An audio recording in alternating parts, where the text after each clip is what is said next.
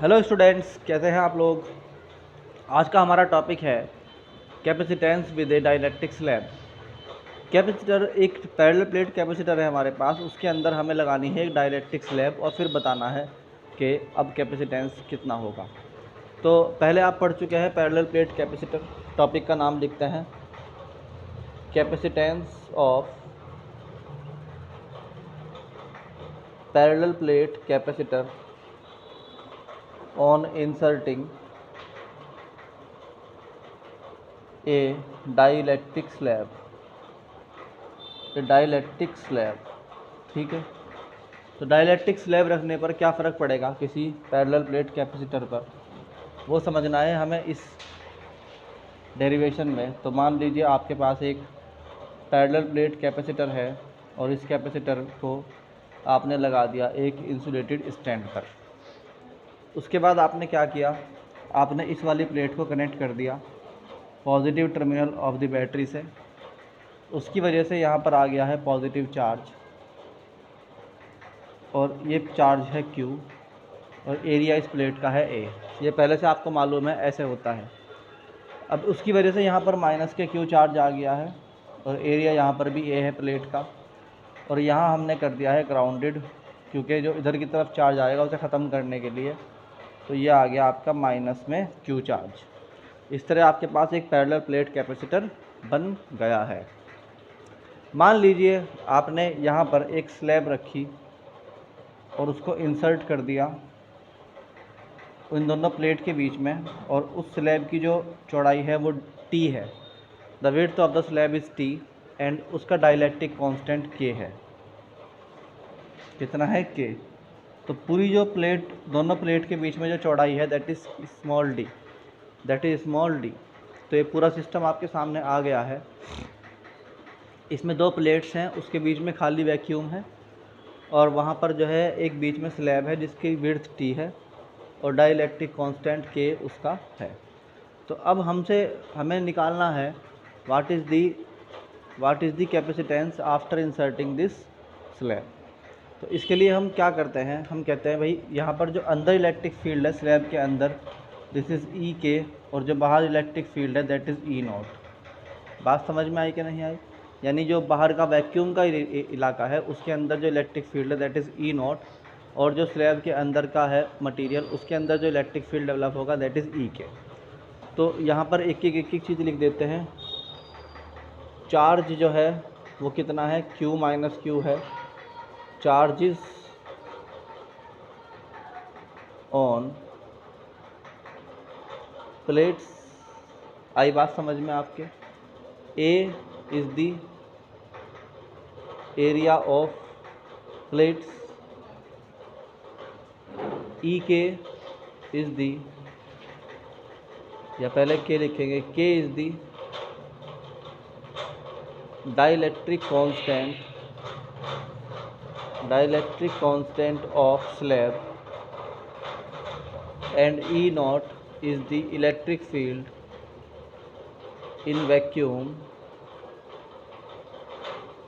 and EK is the electric field in slab, और sigma है surface charge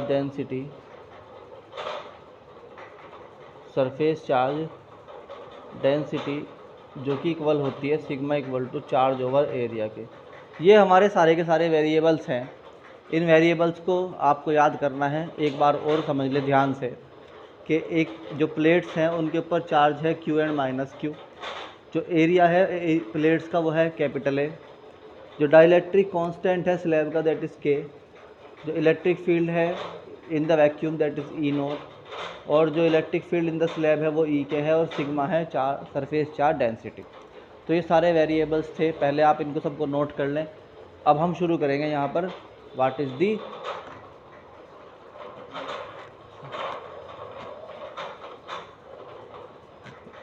derivation शुरू करते हैं। तो भाई देखो, जो पोटेंशियल डिफरेंस है आपका वो अब दो पार्ट में टूट गया। यानी जो प्लेट्स के बीच में पोटेंशियल डिफरेंस होगा that will be divided into two parts. तो potential difference is equal to, एक तो वी नॉट जो कि आपका खाली जगह का पोटेंशियल डिफरेंस है, और एक होगा वी के जो कि आपका स्लैब के अंदर का पोटेंशियल है। तो V इक्वल हो जाएगा यानी total potential V not that is E not into E not यानी खाली जगह और खाली जगह की लंबाई। अब देखो खाली जगह जो थी पूरी की पूरी वो थी D, उसमें से निकल गया T, तो खाली जगह कितनी बची D माइनस टी। तो E not into D minus T plus V के जो है वो क्या हो गया E के इंटू टी। ये बहुत सारे बच्चों को अगर ये जो है ना नहीं पता कि ये कैसे आया तो समझ लो कि कहीं पर भी अगर आपको पोटेंशियल निकालना हो तो इलेक्ट्रिक फील्ड की चौड़ाई से मल्टीप्लाई कर दो, यानी कि multiplication of electric field with width is called potential.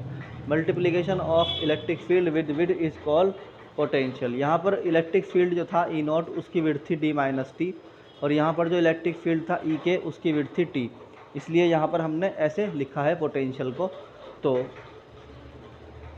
आप जानते हैं कि फॉर वैक्यूम, इसे इक्वेशन नंबर 1 मान लो पहले, तो फॉर वैक्यूम यानी फ्री स्पेस के लिए जो इलेक्ट्रिक फील्ड होता है this is sigma upon epsilon naught और q upon A epsilon naught. सब बच्चों को मालूम है वाली बात। ये ई नोट की वैल्यू है फॉर डाइलेक्ट्रिक स्लैब के लिए ये वैल्यू होती है E K, and that is sigma over epsilon naught के या फिर Q ओवर एप्सिलॉन नोट के ए हो गया। बात समझ में आई कि नहीं आई आपको?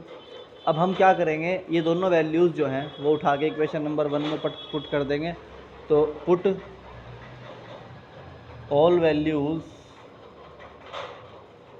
In equation number 1। जब इक्वेशन नंबर 1 में पुट करेंगे तो V हो जाएगा, यहाँ पर रखो ई नॉट की value that is Q over A epsilon note into D minus T plus, यहाँ देखिए ई के की वैल्यू पुट करेंगे तो आ जाएगा Q ओवर के एप्सिलॉन नोट के ए इंटू टी। अब ये आपका पोटेंशियल बिटवीन द प्लेट्स आ गया है, और पोटेंशियल बिटवीन द प्लेट्स में V की वैल्यू तक हम पहुंच चुके हैं। अब हम शुरू करते हैं इससे आगे, यानी अब हमारे पास जो फार्मूला है दैट इज़ C जो है कैपेसिटेंस जो हमें निकालना था वो था बच्चों, ध्यान रखना, C इक्वल टू होता है Q ओवर V। तो यहाँ से V की वैल्यू को हमें यहाँ पुट करना है। तो मैं इसको रब करता हूँ। अगर किसी ने अब तक नोट नहीं किया है तो पहले इसको नोट कर लो आराम से। नाउ जब ये वैल्यूज़ पुट करेंगे तो अब आपने नोट कर लिया होगा, जब आप वैल्यूज़ पुट करेंगे तो C इक्वल आ जाएगा आपका Q ओवर V की जगह आप रखेंगे Q over epsilon naught A into D minus T plus Q over epsilon naught के ए इंटू टी। सो C इक्वल हो जाएगा Q over epsilon naught A into D minus T plus T over के। आई बात समझ में? Q से Q चला गया तो C आपका आ गया है epsilon naught A over D minus T plus T over k, that is the formula of C। तो कैपेसिटेंस का फार्मूला ये होता है और यही आपको याद रखना है। फिर इसके कई सारे केस बनते हैं जो मैं आपको दिखाता हूँ। अब देखिए ये फार्मूला है, इसको अच्छी तरीके से याद कर लीजिए। C equal to epsilon naught A over D minus T plus T over K, और ये था हमारा रिक्वायर्ड फार्मूला। अब इसके हम केसेस को समझते हैं। इसका केस नंबर 1 है, मान लीजिए कि आपने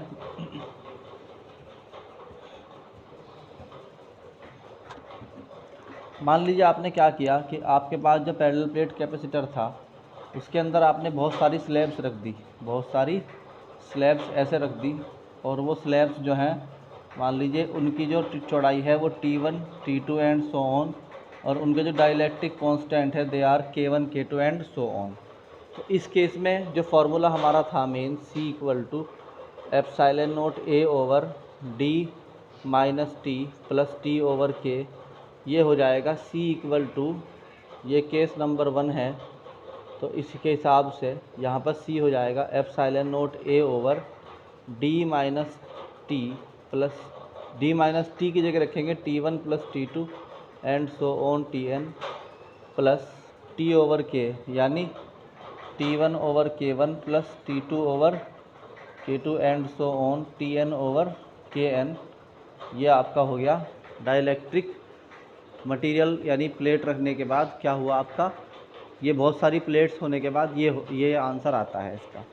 जबकि अभी जो है वो सारा स्पेस कंप्लीटली फिल नहीं हुआ है, अभी बहुत सारा स्पेस खाली बचा हुआ है। तो हम कहते हैं केस नंबर 2 में if entire space is filled with slabs, अगर सारा का सारा स्पेस ही स्लैब से भर दिया तो क्या होगा, तो ये जो चौड़ाई है ये वाली, ये इसके बराबर हो जाएगी, यानी कि उस कंडीशन में D जो है वो किसके बराबर हो जाएगा, T1 plus T2 plus T3 and so on Tn के बराबर हो जाएगा।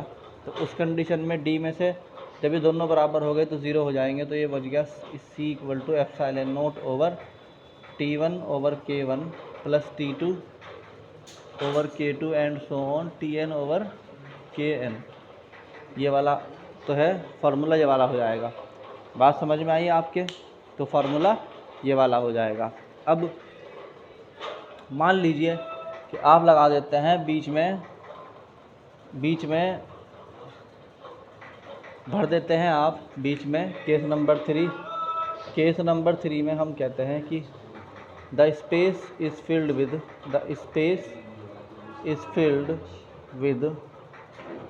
जो स्पेस है उसको भर दिया हमने सारे के सारे को मेटल,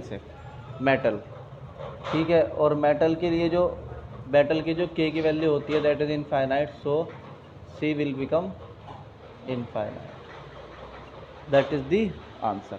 तो बच्चों ये था हमारा डाइलेक्ट्रिक स्लैब रखने के बाद क्या फ़र्क पड़ता है कैपेसिटेंस पर। और अब हम आएंगे इससे अगले टॉपिक पर, that is potential energy of the capacitor.